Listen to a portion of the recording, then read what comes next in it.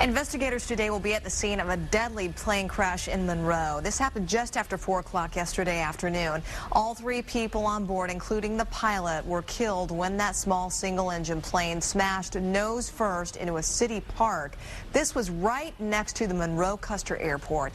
Witnesses say the plane skimmed the trees before slamming into the ground about 150 feet from some nearby homes.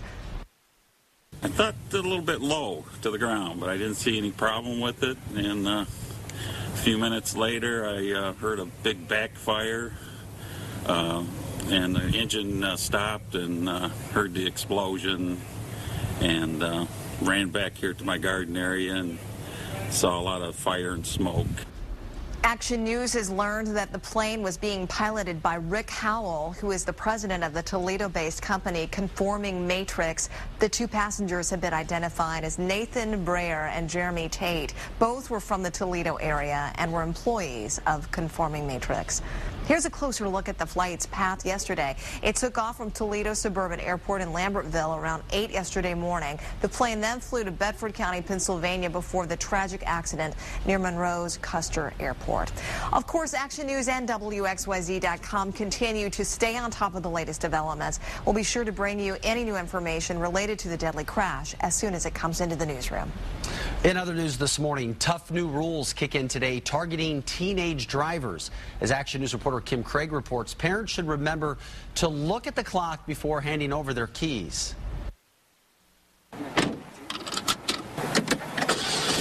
Michigan's new teen driving law is aimed at helping young drivers stay safe behind the wheel, limiting how many of their friends can tag along for the ride and how late they can even be out on the road. Instead of midnight, drivers with the intermediate licenses must now be off the road between 10 p.m. and 5 a.m. unless they're driving to and from work.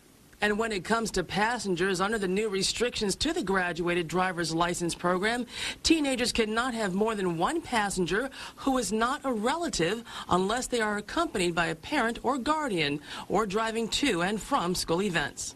I think they need to have tighter restrictions on teen driving. There are a lot of teenage drivers out here, and they can be irresponsible, especially when they're with their friends. Kimberly Craig, Channel 7 Action News. And coming up at 6:45, we'll have a live interview with Secretary of State Ruth Johnson about the new driving rules for teens and why they were put in place.